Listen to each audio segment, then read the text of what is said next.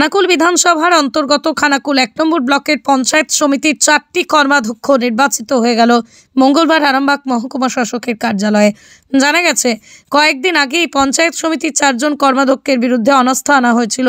তার পরিপ্রেক্ষিতে এদিন স্থায়ী কর্মাধ্যক্ষ নির্বাচিত হলো। সেই জন্য এদিন মহকুমা শাসকের কার্যালয়ের বাইরে কড়া পুলিশি নিরাপত্তার ব্যবস্থা লক্ষ্য করা যায়। ছিলেন আরামবাগ থানার আইসি, খানাকুল থানার ওসি সহ বিশাল বাহিনী। সূত্রে জানা গেছে, খানাকুল ১ নম্বর অঞ্চল পঞ্চায়েত সমিতির যিনি পূর্ত কর্মাধ্যক্ষ ছিলেন নাইমুল হক ওরফে রাঙা সহ আরও ৩ জন, তারা কেউই এই দিন উপস্থিত ছিলেন না। জানা গেছে, এই দিন পূর্ত কর্মাধ্যক্ষ নির্বাচিত হয়েছেন শেখ আশিক ইকবাল। জনস্বাস্থ্য ও পরিবেশ কর্মাধ্যক্ষ নির্বাচিত হয়েছে মারুফা খাতুন। এছাড়াও শিক্ষা কর্মাধ্যক্ষ হয়েছেন তাপস ঘোষ। এ বিষয়ে আরও কি জানা যাচ্ছে, দেখুন বিস্তারিত। 24 আওয়ার্স আরামবাগের রিপোর্ট।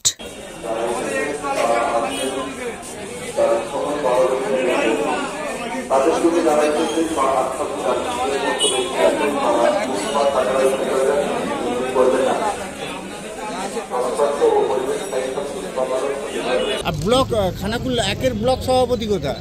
আচ্ছা ঘাট আছে, ঘাটে তো হ্যাঁ পেছনে হয়ে গেছে।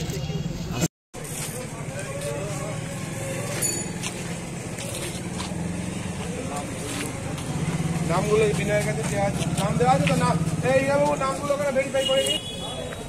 বলুন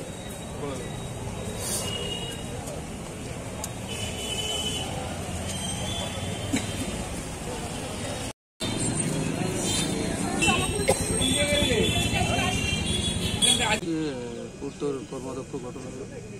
কে হলেন? শেখ আশিক ইকবাল। আপনি? আর কি কি কর্মাধ্যক্ষ গঠন আছে আজকে? আজকে আছে স্বাস্থ্য আছে, বিদ্যুৎ আছে, শিক্ষা আছে। মোট 4টে।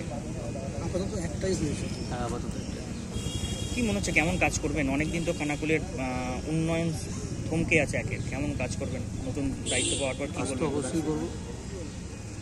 আগেও আমি প্রধান ছিলাম, দল আমাকে বড় জায়গা দিয়েছে। মানুষের পাশে থাকবো, উন্নয়ন করবো, এর থেকে আর কিছু বলবো না। দেখুন, প্রশাসনিক জায়গাটা যিনি পেশকার আছেন, মানে আমাদের অনারেবল এসডিও সাহেব, তো উনি পেশকার এবং আরও যিনি ছিলেন পেশকার হিসেবে উনি যেখানে নির্দেশ দেবেন, উনি বুঝেছেন কিছু তাই নির্দেশ দিয়েছেন। এটা তো ওনার চেয়ার বলতে পারবেন, উনি বলতে পারবেন।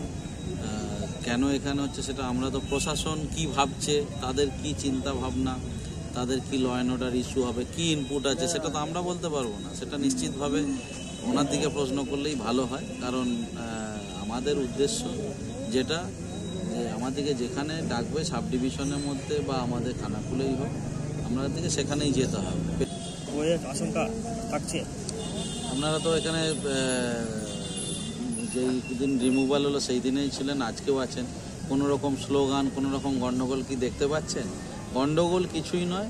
আমরা একটা বৃহত্তর দল, তৃণমূল কংগ্রেস, দলে কিছু বেনজল ঢুকে গিয়েছিল।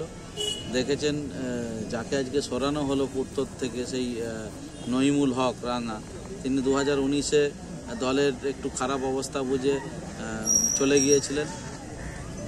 তারপর আবার আমার হাত ধরে, তখন মাননীয় মন্ত্রী ফিরহাদ হাকিম অবজারভার ছিলেন হুগলির, ওনাকে কনভিন্স করিয়ে ওনাকে দলে ঢোকানো হয়েছিল। উনি চিঠি করেছিলেন। পরবর্তীতে আবার সেই দল বিরোধী কাজেই লিপ্ত, অ্যাকচুয়ালি বিজেপিতে চলে গিয়েছিল, কিন্তু তার সাথে গোপন আঘাতটা রয়ে গিয়েছিল।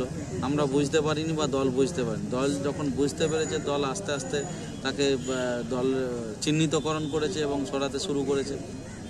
কারণ দেখেছেন, এটা পরিষ্কার হয়ে গেছে, বিগত লোকসভায় আমাদের জেলা সভাপতি সম্মানীয় রামেন্দর সিংহ রায় মহাশয় রাত দিন এক করে যেভাবে খেটে দলের নির্দেশে দলকে জিতিয়ে এনেছেন, মাননীয় মুখ্যমন্ত্রী মমতা বন্দ্যোপাধ্যায়ের অনুপ্রেরণাকে পুরো কাজে লাগিয়ে, তার উন্নয়নকে কাজে লাগিয়ে যেভাবে এই সিটটাকে বার করিয়ে এনেছেন, এই নইমুল হক দলকে হারানোর জন্য যা যা চক্রান্ত করেছিল বিজেপির সাথে আঘাত করে, তার কিছু ভিডিও ফুটেজ, অডিও ক্লিপ দলকে মাননীয় জেলা সভাপতির হাত ধরে দেওয়া হয়েছিল।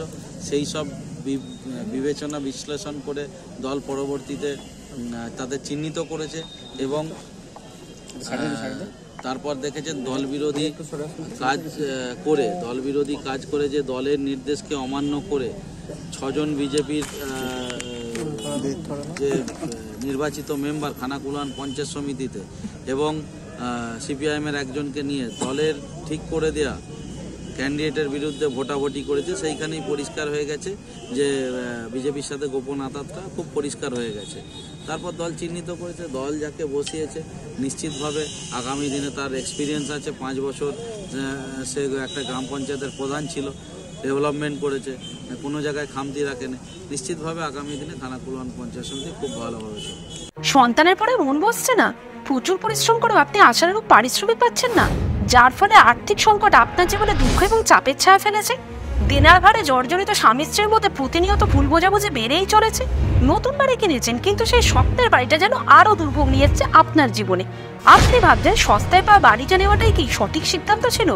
এমনই সব দ্বিধাদ্বন্দ্ব এবং জীবনের কঠিন মুহূর্তে আপনাকে সঠিক পথে পরিচালিত করবেন আন্তর্জাতিক খ্যাতিসম্পন্ন স্বর্ণপদক ও স্বর্ণ মুকুটপ্রাপ্ত ডক্টর অজয় শাস্ত্রী। তিনি শুধু আপনাকে পথই দেখাবেন না, আপনার জীবনে সত্যিকারের সুখ, শান্তি, ঐশ্বর্য, অর্থ যেন সঠিক সময় আপনার কাছে পৌঁছে দেয় সেই দায়িত্বও নেবেন। তাঁর অভিজ্ঞতা এবং জ্ঞানের আলোতে আপনার জীবন হয়ে উঠতে পারে নিরুদ্বেগ ও সমৃদ্ধির পথে ধাবমান। তাই আর দেরি নয়, স্ক্রিনে দেওয়া নাম্বারে এখনই ফোন করে ডক্টর অজয় শাস্ত্রীর সাথে যোগাযোগ করুন। কে জানেন, হয়তো একটিমাত্র ফোনই আপনার জীবনকে বদলে দিতে পারে।